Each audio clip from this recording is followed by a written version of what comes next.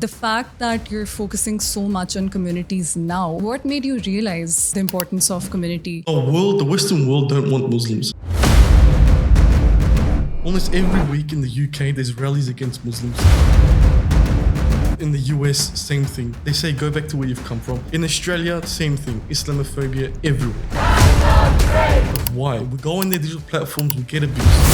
If Muslims leave their platform, their companies will crumble, GDPs will crumble, revenues will crumble. It's time that we do that. That's where the idea came about. Do you think that leaving these spaces, these global spaces completely might have some negative impact as well when we're living in the era of globalization? We're a large community. If we come onto our own platform, which has everything that we want in the way that we want it, the West want to deal with us, they should come onto our platform. We should not be on their platform. What the platform offers, why is it free? What would people need to join or become a part of it? We're trying to build an alternative to the meta ecosystem. It has a social media component. We have the chat function there. It has the Islamic tools in there, your Quran, Hadith, Qibla, a Google Maps feature built in there as well with reviews and all these things. You put restaurants in there, mosques and all these things. We call it places. So you could add any businesses in there, all of these tools for free with no ads blocking it.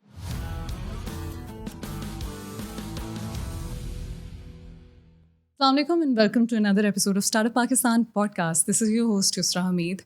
Today's topic and podcast is pretty close to my heart, and I'm going to tell you why. So, there's a very fundamental concept in psychology that mentions how the feeling or sense of belonging is very important for any person's motivation. Our Prophet, peace be upon him, 1400 years ago told us about how Muslims are one body, emphasizing on how important the feeling of a community is. Nowadays, it's thought that technology is making us all distant from reality, disconnecting us from each other. However, I believe that it's the way we use technology that determines how good or bad it is. Wahda is exactly one such platform that's using technology to bring together AI, messaging, communication, resources for Islamic learning together in one system. Today, we have the honor to have the creator, the founder, and CEO of Wahda with us. We're going to learn more about the ideology and vision behind it. Why did they even think about doing this? And so much more about this entire concept. Ali Ozyon and Hakan Ozyon. Welcome to the podcast. Thank you very much. Okay, so I'm going to dive right into it because I'm very excited for people to know as well. What is Wahda? Before I get into it, I want to share a little story. Of course. Right? And we've been in the Islamic finance game for over 12 years now. And a lot of people ask us, what's the most valuable commodity? What should I invest in? What's valuable out there? What's the next big thing? And something that over time I've realized that the most valuable commodity is actually attention, right? Think about it. Yes, absolutely. Whoever owns your attention is the biggest winner, right? Even when cryptocurrency came, why did that make it so valuable? It's attention. It's everywhere, right? You're looking at what's happening with the wars around the world right now. It's everywhere. It's got everyone's attention, right? There are other wars happening in like Africa. No one knows about it because there's no attention on that. Absolutely. Right? There are bigger killings there, but no one knows about it because the attention's not there, right? So we thought, you know what? As Muslims, we don't own a platform where we own the attention, right? We're on Western platforms that don't consider us, that sometimes, most of the time, suppress our voices, that control our data, that share our data to governments and all sorts of other bodies. Yeah. Like I think Muslims need to own it, right? Like enough's enough sort of situation. So Wahda is a complete replica, complete alternative, whatever you want to call it, for the meta ecosystem. So we've built the WhatsApp component where you could, call, voice call, video call, text message with your friends and family, what we're used to right now. Also a lovely and amazing social media component where you could connect with people all around the world, just like what we're used to right now. We've also added in Islamic tools in there, your Quran, Qibla, Hadiths, and all these other amazing features that we use right now, but it's completely free, right? And I say completely free because so many apps, there's hundreds of Islamic apps out there and they all charge money. Exactly, we know they're that. paid, yes. And all it's behind ad walls. And we believe that having access to Islam should not cost you money. So we thought, you know what, let's give that for free to the world. So it's a whole ecosystem in one, right? Amazing. And controlled by Muslims, owned by Muslims. And that's what we've built. Yeah, let me just add on a little bit more to that. We see the world as in four big communities. Now, the largest community in the world is the Muslim community, which is 2.3 billion, approximately thereabouts, depending if they all sort of declare themselves Muslim or not. But anyway, Muslims come first, the biggest community in the world. Number two would be the Indian community, which is 1.6 billion plus. Then you got the Chinese community, which is again close to 1.6 billion, and then you got the Western world, which is the smallest community. The two smallest communities out of the four have their own global institutions plus platforms. Think about this carefully. A lot of people don't think about this, but think about this. The two smallest communities, the Western world and the Chinese community, have their own platforms. Yes. The two biggest communities in the world don't have nothing. Zero. So do you know where they go? They go to the Western world. Exactly. The smallest communities platforms. Okay? So what we built is for the largest communities platform. So now, inshallah, soon once we launch, which we're launching globally on the 22nd of September, will be live for everyone to download, the Muslim world will be ticked off. The Muslim world, which is the largest community in the world, will have its own institution and its own global platform. I love the ideology behind it. So I'm just going to take you guys back to what was going on in your minds, which is very obvious. You have told that. But your tagline is very simple and to the point. It says, where we belong. The fact that you're focusing so much on communities now, which seems late for Muslims, as you're mentioning, but what made you realize the importance of community, and what does the tagline exactly mean? What's the vision behind it? It's a great question, because you look at the world, almost every week in the UK, there's rallies against Muslims. Yeah. In the US, same thing. The Western world don't want Muslims, right? They make it clear. They say, go back to where you've come from. In Australia, same thing. Islamophobia everywhere. So why are we on their digital platforms if they don't want us anyway? Like, why? We go on their digital platforms, we get abused, right? We get attacked, we get sworn at. I'm sure we've all experienced it, right? So as that's ramping up more and more, every week that goes by, it's getting worse, right? That's when it clicked in, like honestly, enough is enough, guys. Like the world doesn't want Muslims. The world wants us gone, right?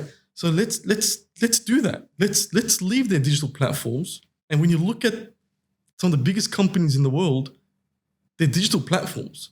So I could only imagine what an impact we will have if Muslims leave their platforms. Their companies will crumble, GDPs will crumble, revenues will crumble. And I think it's time. It's time that we do that. We do something drastic. That's where the idea came about. Okay, wonderful. But on the contrary, do you think that leaving these spaces, these global spaces completely might have some negative impact as well? For example, being disconnected when we're living in the era of globalization and we really need to stay connected with the entire world. So do you think that this seclusion or this might lead to isolation or creating this silo from the rest of the world? No, see, I look at the complete opposite. As I just mentioned before, we are the largest community in the world. Yeah. If anything, they should be coming to where we are.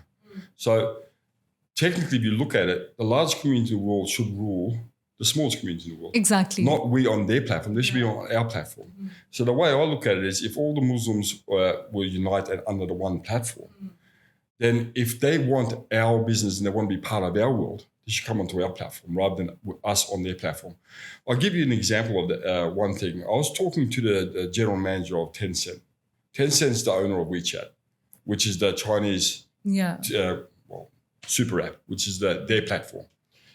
And when I was going through their head office in Shenzhen, China, they have a lot of entertainment components to their business and to their platform. And I asked them, why are they emphasizing so much on entertainment? And he told me something that I'll never forget. He said to me that we want to show Chinese culture to the world. We want them to see the real Chinese culture. He goes, I don't want the West to portray Chinese culture to the world. We want the Chinese to portray this. Guess what clicked in my head? I said, SubhanAllah, that's perfect. That's what we should do. Absolutely. Why are the West showing to the world what Muslims are? Clearly, they're not showing in a good light. They're not showing it the way they should be showing it. The Muslims should be showing to the world what Muslims are about. We should show our entertainment, our culture, our values to the world. And we haven't got our platform to do that. So what we do is the West shows to the world what the Muslims are. So the Chinese didn't want this to happen to them, and they've created their own super app and their own platform, and they portray Chinese culture to the world. Now look at the world, how much they love Chinese now. If you look at the world, all the countries around the world, 190 odd countries, most of them like China, not the West now. They've all pivoted towards China, okay? Why? Because China's portraying themselves now, not allowing the West to portray them. Why are we still allowing the West to portray us? We should dictate our own future. So we're the largest community. If we come onto our own platform, which has everything that we want in the way that we want it, the West want to deal with us, they should come onto our platform.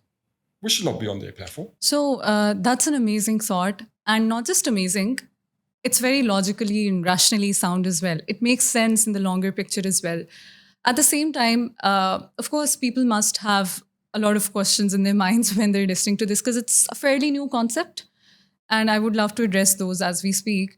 China and even Japan, their sense of identity is stronger. The sense of community is solid. It's rigorous. On the other hand, you think that the Muslim community at this point is strong enough to even understand how important this platform or to be on one platform together is. Do you think that's a challenge? Because you run other Islam-focused centered platforms as well. So staying in the market, interacting with the Muslim community, do you think that they're ready for coming together on such a platform right now? Let me start that and then you can finish it off. I've got a lot to say. I know you've got a lot to say. That's why I want to start. The first thing about this is what we found over the last 2 months, because we've just sort of announced 6-7 weeks ago that we are going to launch this platform, because it's been many years in development, but we've got a waiting list going about 6-7 weeks ago. And the amount of demand that's come through is so overwhelming that we didn't expect it. We didn't expect this much demand. We had our forecasts. We got our forecasts completely wrong. So we were expecting 1 million odd downloads in, let's say, the first couple of months. Now we expect that in the first 2 days. And we expect 15 million in the first few months now. So it's gone way above our expectations.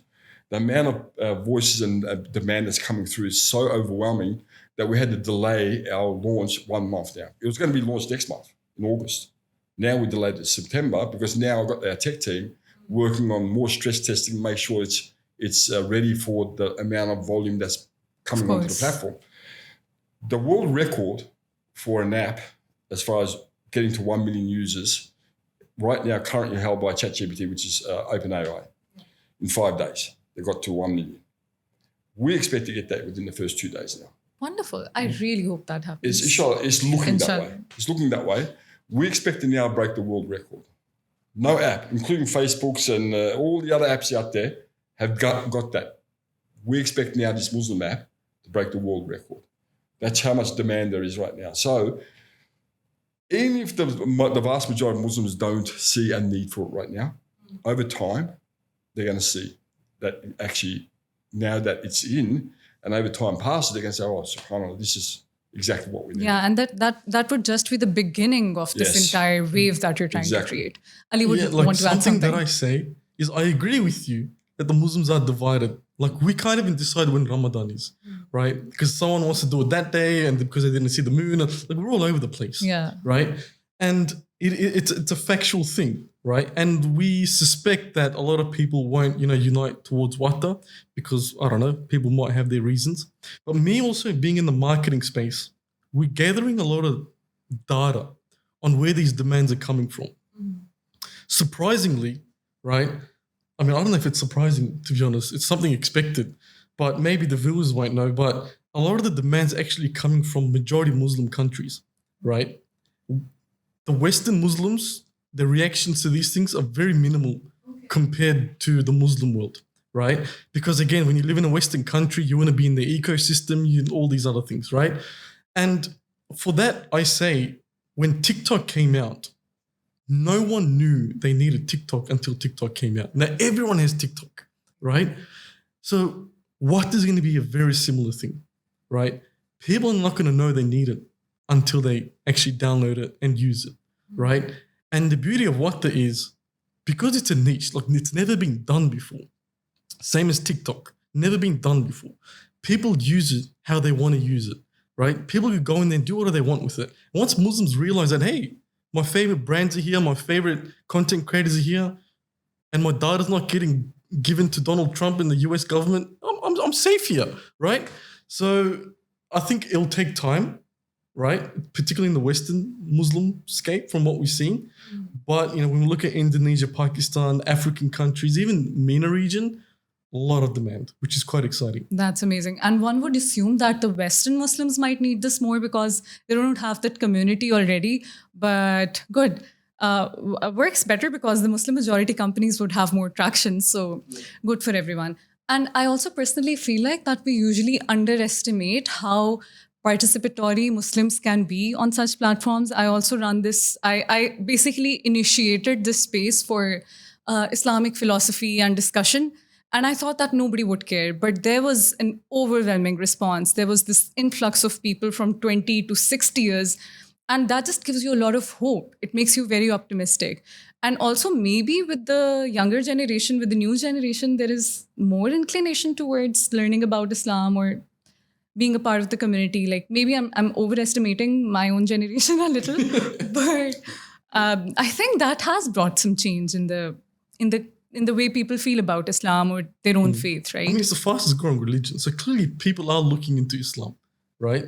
So hopefully Wahda will make it easier. Exactly. I really hope so. So before, when we were having this conversation, you guys kept telling me about the features and about the app, and my reaction was constantly, oh, I was shocked. I would really want you to share that right now as well. Starting with, the platform is free, right? Completely free. Completely free. So walk us through what the platform offers. Why is it free? What would people need to join or become a part of it? The content creator part that you mentioned, I would love if you share that as well. So the app right now, it has a few main features. One, as I said, we're trying to build an alternative to the Meta ecosystem. So we have the chat function there. Like what you do with WhatsApp right now, you could text, video call, and all the other things that we're used to right now. It has a social media component, right? It has the Islamic tools in there, your Quran, Hadith, Qibla. And I know there's a lot of apps out there that do these things, but as I mentioned, it's completely free, right? You can access all of these tools for free with no ads blocking it, which is something that people love. Every time I talk about this Obviously, thing, yes. people say, what, really? Yes, so exactly. People can't wait to actually delete their current apps and be like, I don't want to see ads anymore on these things, right? So we got that. We also have a Google Maps feature built in there as well, where we call it Places. So you could add any businesses in there. Just think of it as Google Maps with reviews and all these things. You put restaurants in there, mosques and all these things. It will be, I think, very popular amongst travelers, right? That way you see what's halal in there, what's yes, near you, and all these other things with the reviews, photos, all these other things, right? I won't go into too much detail because every feature, there's so many mini features in these features, right? And I think another pride joy that we've built is Sheikh Wahda, which is an AI Imam, right? And, we've been a big believer that Islam should be free. Yeah. People should not monetize Islam. There's no reason to do that, right? That's why the Islamic tools are free, as well as Sheikh Wahda, which is you could ask it any question, any Islamic question, and he'll answer it. And he gets the answer from the Quran, Hadith, and fiqh books. There's over 60 books in there right now. I think over 4,000 terabytes worth of data. A lot of data. So far, we've been testing it with many, many scholars. Not one single wrong response. Amazing. I'm quite proud of that. There's a lot of credibility as well. A lot of credibility, right? And a lot of people do ask us, which scholar, did you guys consult to build this and all these other things?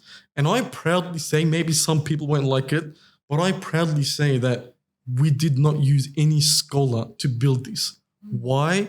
Because every scholar has different thoughts. Yeah. Everyone says something else. I'll talk to that scholar, that will be halal. I'll talk to him, he'll say it's not halal. Funny thing is, there was a scholar that put up a fatwa in Pakistan. I won't give his name, and he said that cryptocurrency is not halal. that just recently happened. Right? Yes. Today, I saw another, I think the third biggest scholar in Pakistan, Yes. put out a fatwa saying it is halal, right? Wow. It just went up today, right? And I'm like, you got one big one saying it's halal, one big one saying it's not. So imagine the problem we will face if we went with that scholar when his definitions are different to that scholar. Yeah. Right. So we're like, you know what? Let's just get the books that's been given to us from Allah, from, all the hadiths, obviously, and let's just upload that. No human intervention, right? And that is the most unbiased feedback you could get when it comes to Islamic knowledge, which we're very proud of. And why we're doing it for free? We're just nice people, right? People are going to be very suspicious of this. I really, the way you elaborated for me, how and why, because I asked you, I think twice or thrice, why? But why free? But where are you going to make the money from? So if Hakan could add to that. Let me just finish off on what he said there, Sheikh Wahda.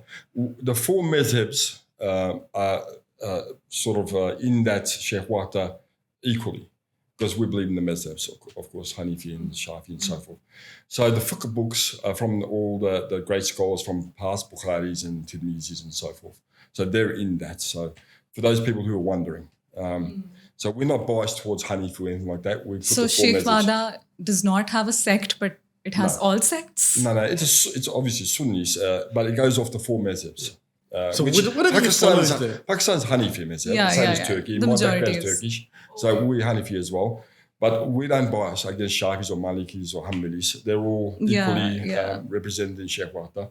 And while it gives you out the definition, whatever question you say there, it will give you out the Hanifi version and Shafi and various other That's so versions cool. as well, depending on what you follow. So fully objective. Exactly. So we're not biased in any direction here. So we put it equally in there, just to clarify that. Okay. And plus, we've got a few other features. We've got over 300 functional features within the first version of Wahda. Now, regarding where we make the money, because people are saying, hold on, all this for free. Yes, it is for free. And at the start, we're not charging anyone, and we're never going to charge anyone any money regarding this sort of stuff. However, Q1 next year, we have some functions coming in. Okay, so I can be we have a lot of, for the next 5 years, we have so many functions coming in that this will be a true global super app where everything will be done in the one platform. Think of any app out there right now, you won't need it in 5 years' time. What does anyone need? So Wahda is going to integrate fintech as well. Everything. We already got a Halal Money fintech app already in Australia. We're taking one global out soon in Q1 next year. Okay, so that's coming out as well. But fintech will be connected to rather than in it. But having said that, what we're doing for Q1 next year is we're bringing payments in. Okay, so payments as far as in-app payments plus vendor payments. You want to go to shops and also digital shops you can pay. The money transfers anywhere in the world. So if you've got relatives in Australia, for example, or the UK, they can send money to people in Pakistan. That's going to solve a huge problem for Pakistanis. Yeah, exactly. There's a lot of businesses out there make so much money of money transfer. Yeah, There's so many. So Wahda's going to make that very seamless and hardly any fees at all, but they'll be very, very minor. So our revenue comes that. It's more about the bulk of users that come in. And because it's bulk, and when we charge a small fee on that, it will make our revenue. There'll be mini games that are customized for Muslims, Muslim mini games coming in.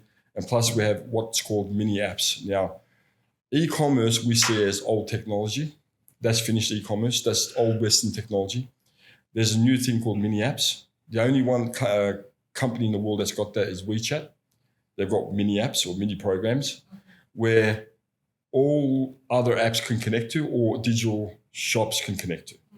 It connects directly into the Wahda app. So any Muslim business or any non-Muslim business that's not Sharia or haram in any way can connect into it, even like for Dior, for example, or if you're talking about the brands, Louis Vuitton, for example, they can have a shop in Wahda. People can go in there and buy, and we get small commissions from the vendor, not from the customer, obviously the user. So these three things will bring our revenue in. And there'll be some ads in the social feeds as well. Again, it'll be moderated ads. But that's our revenue. So everything on the platform for everyone will be for free. So the knowledge and communication part would be free. Yeah. But at the same time, you guys are bringing together so many different features all in one app. It's not like it takes you to another app. It's all integrated. All in one app. So the technology must be very advanced. And I asked before as well, will it be smooth, seamless in Pakistan? Because it's a lot of things together.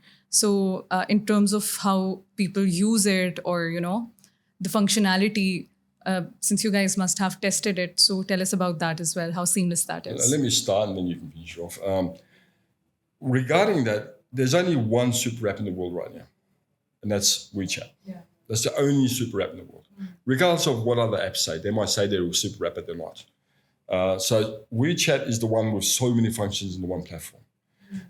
So our app will be the second super app in the world. And alhamdulillah, it's for the Muslim community, which is great. Now, the good thing about this is it's using the latest technology. The latest technology we built, the infrastructure right from the start, we said to our the developers and our software engineers, and especially my CTO, I said that it has to be able to cater for 5 billion people. Right from the start, I said that. So I said, right from the start, build the infrastructure to cater for all the functions possible and 5 billion people at the same time using it. So that's why right from the foundation, it's been built that way. So that's why a lot of the Western apps you see are not a super app, because they're using old technology. And they try to combine it, but they can't. That's a different story. So the Muslims now have the latest technology, and they're going to have the second super app on the planet. So, and this app that we are developing over time will be bigger than even WeChat. It should be the number one biggest platform on the planet. And regarding the technology, we'll have absolutely the latest technology. The hardest part about this, and he can talk more on this, was actually the UI UX, user experience. Absolutely, because connecting all those functions. It could be very chaotic into one. So I'll let Ali talk about that one. Yeah. That's hard. Yeah, like even on the technology front, a lot of people also mentioned to us, why don't you just specialize in one thing? Why are you doing everything? But what we're looking at, what Meta is doing right now, and many other companies, is Meta just recently announced that now your WhatsApp is part of your Meta account. So they're bringing everything in one, right? That's the long-term plan for what Meta is trying to do. Because Instagram, Facebook, WhatsApp, they're all built by other companies. They bought it, right? And it's all old technology, right? So what they've been doing in the back end for the last 10, 15 years is modernizing their technology to cater as a one-stop app. That will probably happen in the next 5, 10, 15 years. Meta will just have one app and everything's in there, right, as they enhance it. The good thing about now is technology is cheaper, more lightweight, easier access. You can do anything with technology now. So with that modern technology, you could cater for anyone, anywhere, anytime.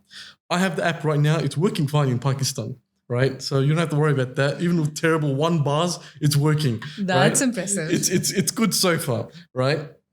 But the UI UX, I've been in charge of that with my team, and obviously when there's so many features, when there's so many things going on, you're right, it could get very messy, right? And so the priority was to make it as seamless as we can.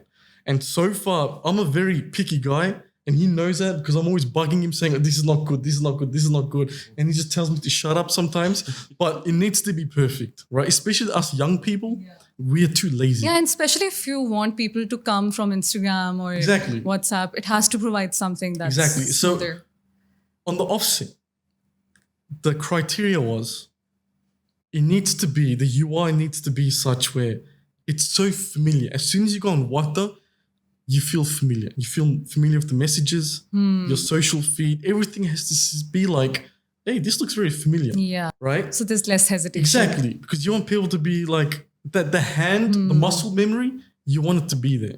So that's how we've built the UI, and we're quite confident that people will like it. And I know it won't be perfect in launch, and that's the beauty of us Muslims controlling our platform. Any changes you want will get done very fast. So we're quite excited for the feedback, and we'll just keep changing it. Okay, so one of the biggest fears related to technology these days is that people are actually scared of it. Like every next day you see Elon Musk is coming up with something scary. He wants to conquer Earth. He wants to make SpaceX bigger than Earth. And I'm not I'm not a very cynical person, but this actually made me freak out. Like, what's happening? Where is technology going? To know that the platforms, the people who are owning these platforms do not really care about us is scarier.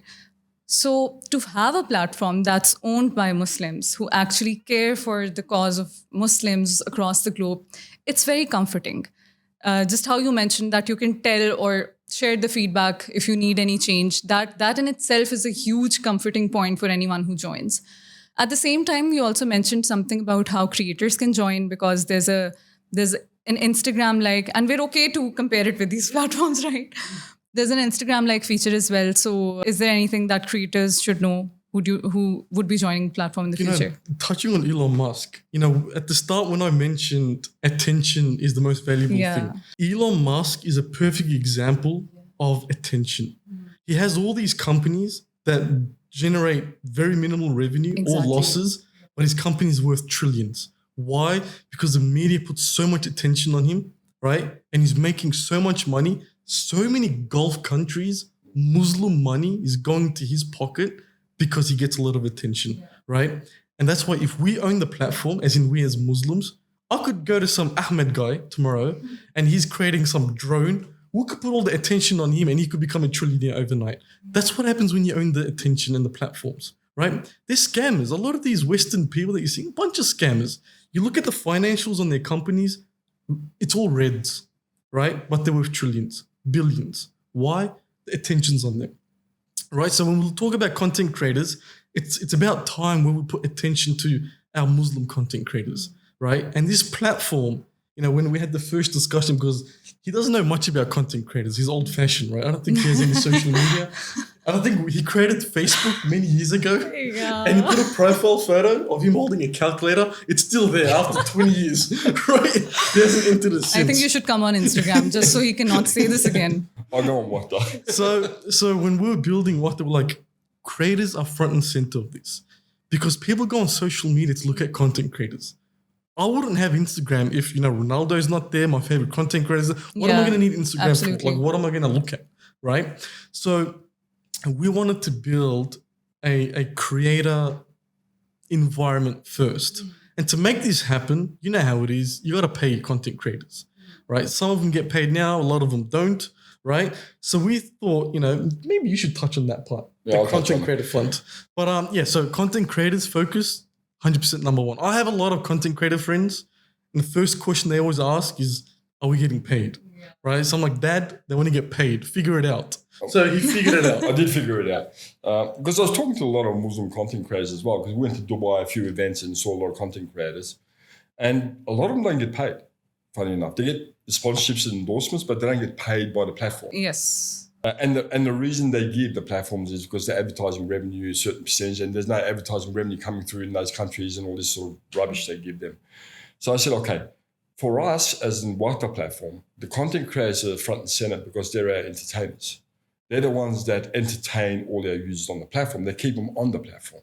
Okay, they're like the actors and actresses on the platform. Yeah. Okay, if Tom Cruise goes and makes a movie, he gets billions.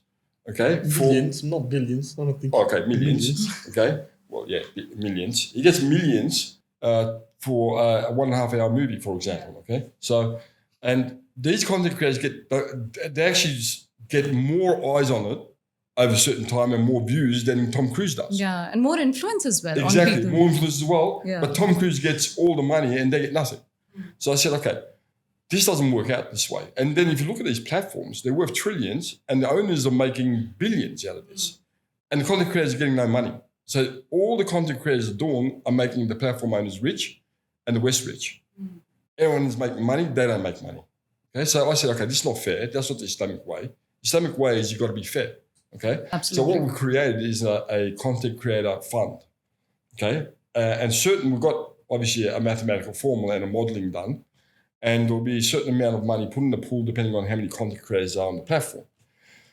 Every single content creator that meets the minimum threshold, okay, will get paid a base salary, a base payment every month. Okay, every single content creator, regardless of which region, which country they come from. Okay, and then depending on the activities they do, they'll get bonuses as well. Okay, so every single content creator, Muslim content creator, or anyone, even if it's non-Muslim, doesn't matter. As long as they're entertaining and they're not doing anything that's haram or offensive, they'll be okay. They'll be paid. On our platform will be paid, regardless. So it's fair across the board. So the content creator in the US will get the same money that the content creator in Ethiopia gets.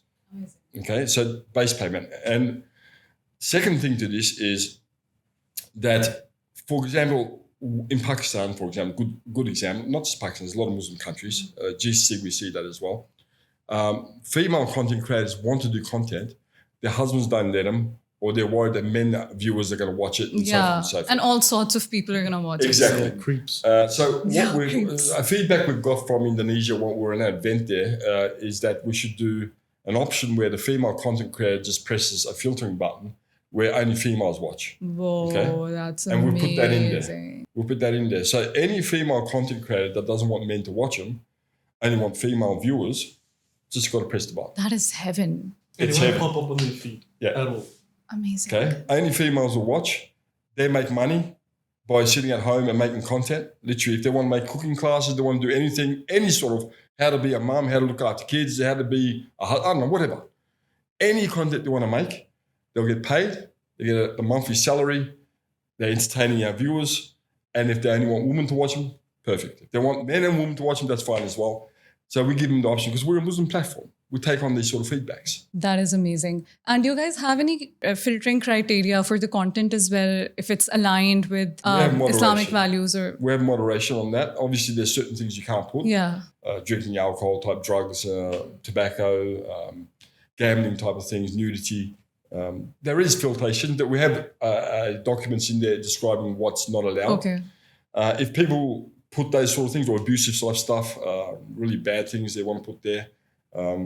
For example, even insulting religions, it's not just people insulting Islam, it's also Muslims insulting other religions around. We don't allow that as well. We just want a bit clean, none of this abusive stuff. If people do this sort of thing, they'll be warned and their content will be blocked. And if they continue to do it, they'll be banned from the platform. Something, the way I like to describe that is intentional social media. Because right now, social media is very, it's not intentional. It's mindless it's brain scrolling. rot. You just go in there just to kill time. Absolutely. We want people to go on Wahda with a purpose. Like you're on it because you actually want to look at something specific, right? And if that's not someone's forte, that's fine. There's plenty of other weird social medias out there. We know not everyone's going to like that, right? But we just want real content, real organic content, and maybe just in a moderation. Because a lot of people ask us this saying, because you're saying it's Muslim, like how strict is the moderation?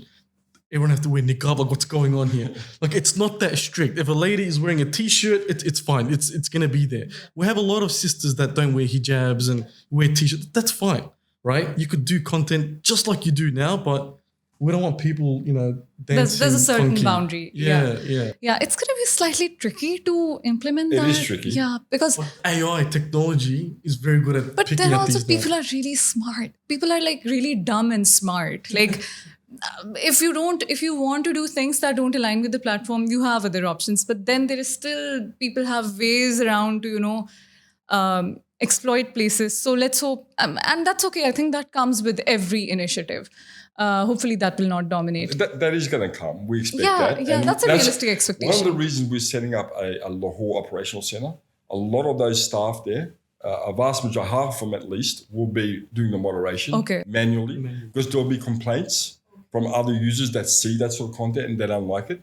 They'll put the complaints in, report it in, and the moderation team here in Lahore will look at it and see if it actually is okay or not okay. So we're going to get a lot of people trying to push the boundaries. We expect that. I'm glad there's human element involved. And that's where the Lahore team comes into. Yeah. And I'm also really glad that as Muslims, the community and the community leaders are evolving enough. Like you guys are leading the community by being a part of the business community. So instead of completely shutting it down for Muslims and saying, it's haram to be on Instagram or any social media platform, it's so enlightening to see that the scope has broadened enough to create platforms that are suitable for us instead of, just shunning everybody. We were just talking on our way here that Sam was telling me that after going home, he spends like a couple of hours on watching reels. He might... Go pray. What are you doing? He might scold me later for sharing this. But we were all like, yes, exactly. I also opened my phone and 2 hours go away and I don't even realize. So it's inevitable. Using Instagram or social media platforms or watching content, it's inevitable these days. So to have something suitable, like you watch it, but it's something nice, it's something productive, I'm very excited for this. We have talked enough about people who will be on the platform, how the platform will be. I really want you guys to touch upon the business aspect of it now. If small businesses or startup founders join it, what is it going to offer to them? I've been in marketing for quite some time now, right? And one of the biggest challenges I face, I don't know how it is in Pakistan, but especially in the Western countries, when you're advertising on Facebook, Instagram, you put in a budget and you could never be like, I want to target Muslims, right? Like there's no filter for that, right? So let's say I put $100 a week on an ad as a business owner in the UK, right? I'd say $80, $90 of that is going to go to non-Muslims targets, right? Because you can't specifically target Muslims on Exactly, Meta, right? yes. So the beauty of Wahda is if you're a Muslim business owner, target Muslim, your audience is right there. Your Muslim audience is right Yeah, there. the audience is right? like really It's the most important thing, the audience. narrowed. And there's no platform right now anywhere in the world where you could go into and be like, hey, it's all Muslims or majority Muslims, right? So I think it'll create a very new market opportunity for business owners and be like, I can Absolutely. capitalize on that. And you'll have a lot more new business owners, a lot more new content creators, people that weren't content creators before, but want to be one now because of this. Same as business, be like, I could finally sell something where there's all Muslims, right? So I think that's pretty exciting, honestly. Yeah, just a few more things to add on to that is they can create a business page on this. Same with Facebook. You can create a business page. All right. And on Wahda, you can create a business page. Yeah. Number one. Number two, as I said before, we're going to create mini apps where businesses can connect their digital shopping to it as well. And then, of course, we've got payments coming as well. So people all of a sudden can go into the direct Muslim business there and buy and sell things there as well. So all of a sudden, the whole ecosystem there, your users are there, all your customers are there, the businesses are there, payments are there, everything's on the one platform. So essentially, you can get whatever you want in a halal way. The other thing about these sort of things is, for example, he was mentioning the map, okay? The map where you can put all the Islamic stuff in there. And we want community engagement in this because it's a brand new platform. We're going to put as much data as we can in there at the start, but it won't be complete because there are so many Muslim businesses around the world. It's impossible to get them all, literally impossible. So when the app is live, we want people to put Muslim businesses and not just businesses, Muslim places. It could be masjids, it could be schools, it could be Islamic banks, anything that's Islamic. Put it on the map, okay? And then restaurants and other stuff will have a tiering system on how halal it is as well. Self-reporting plus our one as well, where we've identified it and we'll put it on top tier. So there'll be different rankings for halal on how much halal it is. Oh, Okay? amazing. Depending if they sell alcohol there, if they sell Hand-cut chicken is a big hand-cut one here. chickens, if they sell alcohol or if they sell non-halal meat there like pork or something Yeah, like it's that. very useful for travelers. Especially in Western countries, you go to halal restaurants and they're selling alcohol there or pork there as well. So all of that will be there. Obviously it takes time to build all that out. So we want community engagement to build this all out as well.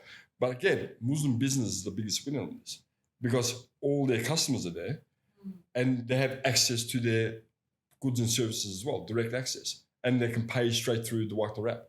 Wonderful. So I see a shirt on the content part and I click on it. It takes me to the marketplace and then I can pay through it directly. Like, is that That's what how we're it's going to aiming look at like? for Eventually, Q1 not as right well. now. Yeah. You don't have the That's payment what it system Yeah, right it's now. like a marketplace, but it's not an e-commerce platform. Okay. It goes to the digital shops or the apps. So it'll come up with what service or goods you're after. So if you're after a restaurant, or if you're after, let's say, women clothes, and you're in London, for example, Islamic women clothes will come up with a list. You press it. You can come up with a digital shop. Will show you where it is. You can go there. You can pay with the QR code. So everything will be there on the app there. Amazing. So, so far, like there's so much going on Wahda. Which feature is your favorite? Both of yours. Well, he's got a favorite. I have a You mentioned that one. favorite feature. loves I thought this. you guys were going to say it's all our favorite. We love the entire platform. I have a favorite feature, and I get so excited when I share it with people. Is that, can I guess? Go for it. You're not going to guess it. You're Trust me. not gonna guess. No one has done this. You're not going to guess. Really? Isn't it Sheikh Wahda? No, it's Oh not. my God, I it's really not. thought. My favorite feature is I told the tech team, I'm like, let's integrate Google Weather with Wahda. Why? Because my favorite dua is Allahumma sayyiban nafi'an, the rain dua. Oh, wow. Why? Because every drop you get a reward when you say it, when it's raining. Okay? It's like a cheat code to heaven. That's the way I see it. So I'm like, what if we get that, the Google Weather API? And if it's raining in Lahore right now, every Wahda user will get a notification that says it's raining, mention Allahumma sayyiban nafi'an. So if you say you get rewards, right? If he says he gets rewards, and if he stops scrolling on videos and says a dua, he gets rewards, right? And that to me is my favorite feature. And it also shows the amount of detail that we could go into Wahda, because again, we could build whatever we want, right? So the future Wahda, in 10 years' time, like Allah knows how it's going to be. Because again, if you have an idea, we could look into it and potentially build it out. Like as he mentioned about the females, just putting, I want females only. Absolutely. We built that in a matter of weeks from that feedback. It's very So mindful. That is my favorite feature. And because I've built that feature, it was my idea, so I'll get the rewards all around the world. Yes, that's what I was about to say. So his reward, my reward. You get all of it. Thank you so much, guys. Me saying yes to that. Oh, I get come the- on. Oh yeah, so you get some part of it as well. Okay, fine. And that's why we don't get paid. Like this is literally our ticket to heaven, inshallah. Should I also tell my favorite feature? Please ask me. What's your Switch the role and favorite ask me. So mine is the female content Oh, yeah, I creator knew you were going to option. say that one. I knew you were going to say that one. It's Because you amazing. told us there's a lot of Indians that take you. Are they male? Yeah, you'll see below this podcast's comments as well. All right, guys, I look forward to it. I'm not sure if I'm supposed to say that or not, but it's gonna be fun. Thanks. So let's move towards wrapping this up, because I think I've asked plenty of questions. I'm constantly thinking there's nothing left. Is there something that you guys want to tell about Wahda? Anything that's left that's on your mind? I think one message I'll give people is, part of this journey, I've seen all sorts of feedback. I've been people saying, oh, this is amazing. Thank you so much. I've had Muslims, a lot of big content creators blatantly tell me, it's like, I don't care about this, right? Doesn't fit with my values. I don't want to work with you guys. I've had a lot of big influencers say that, right? That just shows that some people are okay with not uniting the Muslims. And that's fine. Everyone, each is on their own, right? So the message I'd love to give people is, look, just wait for it to download. Go have fun in it, right? It's a platform built for you, right? Go have fun with it, right? We're not looking at your messages. We can't look at your messages. It's actually remotely impossible. And there's no hidden agenda behind it. There's no hidden agenda. It's all safe. There's no hidden agenda. There's nothing, right? So and I really do hope that Muslims can be behind this. And again, like I'm saying, we're not making money out of this, right? And I'll give you another example. Like when the whole boycotting was happening, right? I think people are still boycotting like McDonald's, Coca-Cola, and these sort of things. Starbucks. But no one's boycotting the platforms. Yeah. They're owned by them, right? And they suppress you. But because it's not convenient, because, you don't want to switch from, you could go to Pepsi from Coca-Cola, right? You could go from Starbucks, you could go to, I don't know, Tim Hortons, right? But because there's nowhere else to go from the Meta platform, you choose to stay. Right. So I'd love to see, how people's mindsets are going to be for that. Like, are we going to boycott these people finally because there's an alternative? But again, I'm just excited to see how people are going to react to this. Yeah, and I'm really I think excited. this could turn out to be really well, because even for the boycott situation, many people surprisingly really stuck with it. Well, let me add a few things to this, we because love that. I'm quite passionate about this. He's a bit more passive than I am. Like, really just relax. Be careful. I think you both are competing really well. Yeah. I've got to relax a little bit, The Muslims have a lot of money globally. I know there's a lot of poor Muslims as well, but there's a lot of rich Muslims. A lot of that money is going to the West. A lot of that money is going on to these non-Islamic stuff. Okay.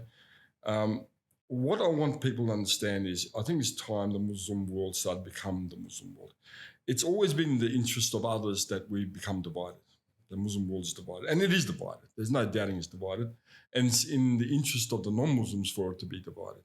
We are providing a platform where we can be united. Now, you're going to find, as he said, you're going to find that a lot of what I call fake Muslims within our community who've been planted there. Yes, Who've been planted absolutely. there by non-Muslims to divide our ummah, okay? That's going to go and try to make sure the Muslims don't come to the platform. This platform is going to give a lot of people an opportunity to become a superstar content creator. The ones that before were hesitant to become a content creator, or it's a small content creator because they can't mature, they can't showcase their talent because of the Western platforms, they're not allowing that. And the audience isn't aligned or interested the enough. audience is not aligned. This is the perfect platform.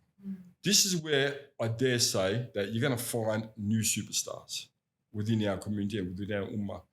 A lot are going to come and they're going to excel on this platform. They are going to be in 2, 3, 4, 5 years' time, you're going to have a brand new army of superstars because of Wahda. And alhamdulillah, they're going to excel because the platform allows them to showcase their talent. The audience is perfect for them, especially female Muslims. Now it's time to shine, okay? Now, those ones that he's talking about, so-called bigger influencers who don't want to come to the Wahda platform, they're going to lose. They don't come on Wahda, others are going to become superstars in our community. They're going to become a nothing. They want to become something, they're going to be superstars. This is going to happen with or without their consent. And are the content creators allowed to be on both platforms at once? Of course. They can. We're not telling people to be exclusive to us, but clearly there's going to be a lot of content creators that are going to be exclusive on Wahda. Yeah. And they're going to become mega stars on Wahda. Yeah, because it's really providing this fresh launch pad Exactly. for people who were reluctant before. You're going to find a lot of Muslim females, especially full Muslim females, Exactly. that's going to really excel on this platform. Yes, and I think we need inspiring, educational, valuable content for females out there as well. Again, there is still hesitation. There will be people who will try to distort the information As I they're said, giving they're as well. agents within our community. Yeah, They're so gonna always be there. like just clarifying that, yes, realistically the expectation is set and like you guys are ready to cater to that as well, because that comes with this entire project. And one last question. So non-Muslims are also, it's okay for them to join the platform as well? No, one thing you just touched on is that we'll literally be the only platform that's end-to-end encrypted. So any private discussions, video sharing, whatever you want to do privately on the chat or whatever function you have there, will be 100% encrypted. No one, including us, because I even asked my tech engineers and my CTO, can we see it on the back end? And they said, no, we can't even see it. So no one can see the messaging and the video shared on the private side. And non-Muslims are wanting that as well. Because you look at what's WhatsApp been doing, there's so much articles about them giving information to the government. Yeah, there's a lot of like So non-Muslims questions are on that. boycotting WhatsApp too and moving to things like Telegram and these sort of Yeah, things. and Telegram is also questionable in terms of Telegram is privacy. even questionable right So- now. It's even worse. Again, I'm not saying they're doing it, but there's so many articles about it. And non-Muslims are weary of that, right? So this platform, you're safe. Guaranteed. Muslim, non-Muslim, they're 100%. That's safe. amazing. Their private discussions and videos will be 100% private. Amazing. I love the inclusive exclusivity, if you know what I'm trying to say. Yes, It's I know like, exactly what you mean because that's what we're doing. yeah, that's wonderful. Thank you so much for being here and telling us about the platform. Thank you so much for extending this to Pakistan as well and creating this space for people of this country as well. I really hope that this serves the purpose and intention you have in mind, and it excels as much as you guys are foreseeing it, which inshallah it will. But again, thank you so much for sharing everything with us and being here today. Thank Thank you for having us. Thank you so much.